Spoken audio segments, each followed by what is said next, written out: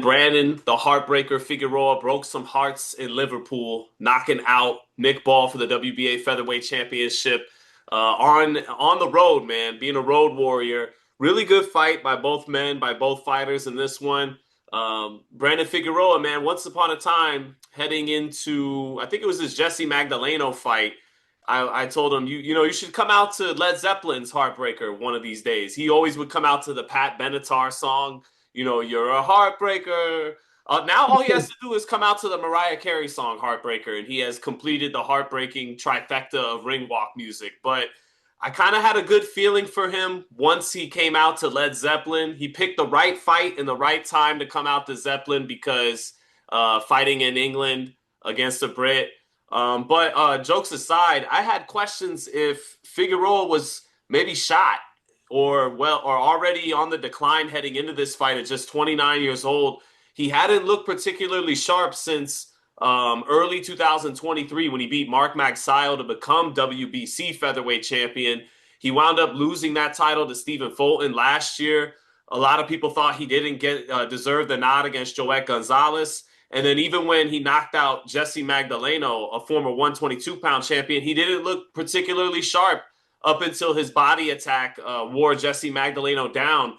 So, heading in, this was a fight a couple years ago. I would have picked Figueroa to win, but I didn't know how much he had left. And it turns out he had plenty to win this fight against Nick Ball. But what were some of your takeaways from what was a good 12-round scrap ended in the 12th? Yeah, the styles make fights old as time adage certainly came to play Mm-hmm. forefront of mind even before the fight. Obviously, I have a connection with the UK audience now that makes me understand just how important a fight this was for them, how much they regard Nick Ball. I'm among them and regarding him very highly. The fight was in his backyard in Liverpool. I thought that was a good place for the fight to be because it was going to be a difficult one for him. And to be fair, I thought maybe if he was going to need a little hometown cooking on the scorecards, if it was a very, very close fight, it would be a advantage to him to get the win in a razor close fight, which I thought might end up being what happened. However, the exact thing that I expected to be the problem for him was exactly the problem that he was faced with. And I did think it was a razor close margin up until, of course, the knockout. The long fighter who deals in a volume of punches. I was concerned as far as fairness that because Figueroa's punches don't look like they're heavy-handed and because Nick was in his backyard that maybe Figueroa wouldn't get the credit for his shots. And in fact, he did get the credit for his shots on the scorecards as it would have likely been a split decision or a majority decision for Figueroa if the knockout hadn't come. And the way Nick started the fight, I thought was exactly what he needed to do. Those uppercuts were beautiful. Nick was expecting, I believe, to have more effect with his power than he did, and because those shots weren't stopping Figueroa, because Figueroa was still allowed to get his offense off in volume. Um, it created more of a problem than Nick was expecting. However, that's exactly the problem I was expecting for Nick to have. And so, really, I mean, I hate to use that adage because it's so overused in boxing, but in this case, it's exactly that. This is a beautiful, beautiful matchup. I believe could be a three-fight rivalry easy. Like these two styles clash perfectly. Yeah, that body attack of Figueroa is what did it over the long haul. And you were mentioning like his punches may not always be as eye-catching as Nick Ball, who, loads up with a lot of power on each shot, but that paid dividends for Figueroa over the long haul. Him not loading up on a lot of his punches, being just a free-flowing combination puncher, where Nick Ball tries to be very explosive with everything he does. I thought, Nick Ball had some good rounds. I had him up 2-0 early. I thought he had a really good seventh round where, to his credit, he showed his B style that he could use his jab. He was effective with his jab. He boxed well in that round, but maybe it wasn't a good sign that Figueroa was forcing him to do what let's call his B style and not his A game, his A style, which is to hunt you down and be the hunter and bust you up on the inside with aggressiveness. Hard to do that to a taller, bigger man, a tough Mexican fighter like Brandon Figueroa.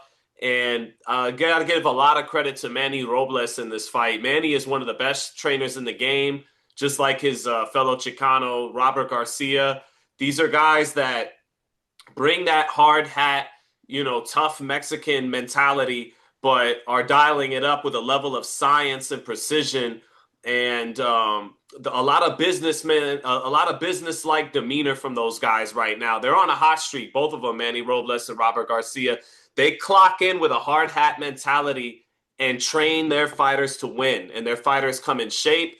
And I think both of them are firing on all cylinders right now. Figueroa is still fighting and doing a lot of the looks he learned under his father. And that's not always a style I've loved, and it's a style I've questioned if it'll age you up too quickly. The Figueroa style taught from Figueroa Sr.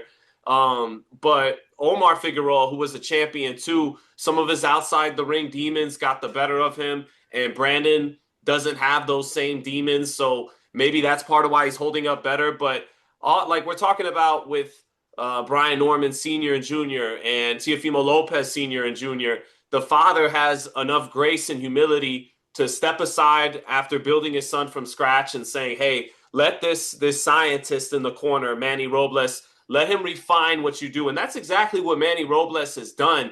He's just refined what it is that Brandon Figueroa does best. Hasn't tried to recreate him too much or anything like that, but a little bit better sense of distance against the right kind of opponent.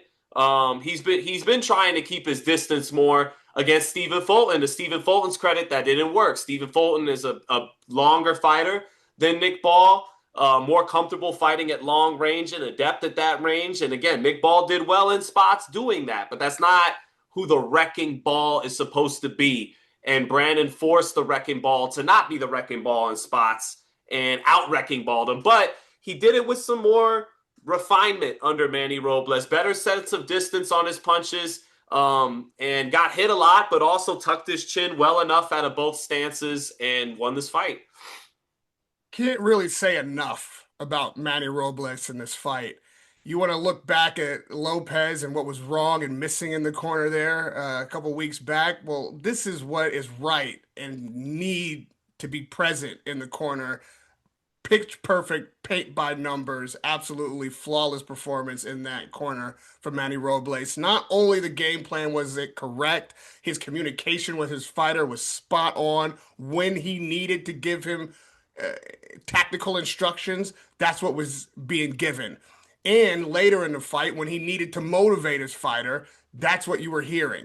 And then I thought, really, a just chef's kiss moment is when he switched to Spanish in the corner, because I believe Manny knows everything that is happening around him. He understands boxing. What's being broadcast in that corner is going out a live feed to the entire world, including people in that arena who could potentially slip a message to Ball. And what he did in that moment, I thought, was camouflage the instruction that he was giving Figueroa at the exact time when he needed Figueroa to just hear his voice and for them to have a one-on-one connection that may not be translated in real time to the Nick Ball corner, just in case that was happening. And then on top of that, post-fight, there was a melee. Not melee is strong, but there was a little dust up in the ring. I'm not entirely clear what happened. I don't think it was malicious by any stretch of the imagination from the Figueroa camp. They celebrated because they had just gotten a knockout, won a world championship as an underdog in foreign territory. The celebration was completely warranted, legitimate. I don't think that they necessarily recognized how hurt Nick might be. He did get up after a face down knockdown, and then went through the ropes, but once they recognized that he still wasn't back on his feet and was getting oxygen, they settled it down. My point being, not the celebration, but what happened in the interview post-celebration with Manny Robles. Immediately, he gave respect to Nick Ball, said no disrespect was meant. Maybe there was a misunderstanding about, how much trouble Nick was in initially, and they calmed everything down. And he immediately went into diplomat mode and said the right things and let the fighter be respected, represented his corner well. That's another thing that maybe we didn't see out of the Lopez corner post-fight. It was just all class. And you really got to tip your hat to Robles and knowing not only where he was at, but who he was and how to represent his corner the way they should be represented, even in another guy's backyard where they were throwing, soda into the ring and beers being thrown into the ring and all of that stuff. They still kept their cool. That was really impressive to me. From the Nick Ball side of it, yeah, he was being forced out of his comfort zone. However, the pivot that wasn't being given as instruction there, and maybe because the tools to do this weren't present. I can't say whether Nick Ball is able to do this or not because he didn't do it and didn't attempt to do it. But what he needed was some head movement. They like to think of him as a Mike Tyson. Now, he doesn't have the knockout ratio that a Tyson has, but his style, the uppercuts, he's a small, compact fighter coming over the top the right hand. It's a punishing shot, but he doesn't have the power, and he's been able to have success with those shots and hurt guys, and they call him a wrecking ball. So that's the mentality that he has. However, with a fighter like Figueroa and a situation he was in, you need to be able to move your head. If you can't do the TikTok like Mike Tyson to slip those shots and get in that way, then you need to be able to tie up. He did have success being a smaller fighter with his jab. That means that your footwork is you're doing good. You're getting in. You're landing the uppercut. I mean, a shorter fighter like that with a seasoned veteran like Figueroa fighting long and still able to land uppercuts right from the opening bell, you're doing a lot right. What you were doing wrong was the absence of your defense, making Figueroa miss instead of just catching shots. There needed to be an adjustment defensively that just wasn't there for Nick. Yeah, that volume and again that body attack is what led to that knockout. That it wasn't just that left hand, it was the 80, 90 body shots that preceded it that did it. Yeah, and then to the post fight thing, I'm using this term. Let me Yeah. just address that knockout shot since you mentioned that. Mhm. Yeah, the body shot, we all know that that's going to break you down later in the fight, can pay dividends. However, I just believe that this particular punch was a very sweet spot, Mhm. caught in the middle of a shot. We've seen a lot of fighters get knocked out with that punch. Nick goes face down, which I thought is done. The fact that he even got up off of that face down shot is really tantamount to what kind of warrior he is. And again, I apologize for cutting you off, but I didn't want to lose this thought. I was really disappointed that he didn't do the post-fight interview and watching him leave the ring with his head hung and his, his chin down. Somebody's got to pick that chin up. Eyes up, soldier. Like, this is not a disgraceful moment. Do the interview, own the moment, come back and better. I had wished that somebody in his corner could have motivated him to have that mindset so we could have heard from him in the ring. And it was just a pitch perfect punch. Like Mhm. that can kind of happen to anybody. Just the fact that it happened in the 12th round after all the body work. Even to be fair, if it was the body work, you really should have been able to get up off of that shot.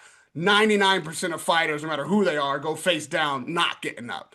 But let me let you continue. No, you're right. You're right to stop me and to point out what a picture perfect punch it was in its own right. Because to just kind of turn it into just an accumulation knockout is to take credit away from the final punch that did it, which may have hurt him and dropped him in any of the preceding rounds. It's just I think in the 12th, after a sustained body attack, there was no hope of recovering from that kind of shot in the round. But no, you're 100% right to give that shot its due. And in true Figueroa fashion, like part of you could look at it, his head is down, he's looping the shot, but in his own way, his own style, his head is off the line. His chin is tucked so that if something's coming back and landing, it's not going to land on the chin, it's going to land up top. That's kind of quintessential Figueroa. It didn't look the prettiest, but it's a beautiful shot in its own right and very effective in its own right. And then let me make sure I'm using this term rightly. Whoever threw the kick in the post fight right after that, he's a wanker, right? As a wanker move. Yeah, again, maybe it's eluded me. I haven't actually seen the kick. You mentioned it. I heard somebody else Yeah. mention it, but the reason I didn't say what happened is because I'm still not entirely sure, not having seen it myself. However, if it was an issue of the Figueroa corner celebrating too early or disrespecting Nick because he wasn't back on his feet yet, and that was over the top, well, I just want to tamp down that kind of talk because that wasn't the energy coming out of Figueroa's corner. I think they were absolutely justified in celebrating and didn't really recognize that Nick was still getting oxygen. But as far as this kick thing goes, I just didn't see it. I don't know what everybody's talking about. But I looked for it. What did you see? So they're celebrating afterwards. I think it was zero disrespect to Nick Ball. I just think they had a guy who was a 4.5 to 1 underdog on the road who just pulled out a 12th round knockout to become three-time champion, and they're overjoyed with what has just happened to their fighter who was being counted out by the odds makers. And I think a large fella, heavy set guy comes in the ring, takes umbrage with Team Figueroa celebrating, and then shortly thereafter, a guy who looks like he could be related to Nick Ball, short British guy, comes in and throws a kick at Figueroa's team, while that big guy is yelling some things, and Oh, security's getting restrained. And again, a lot of restraint and class on the part of Team Figueroa, who seem to be thinking to themselves, "Hey, we are not home. We are not in our home country right now. We're overseas. Let's keep it cool."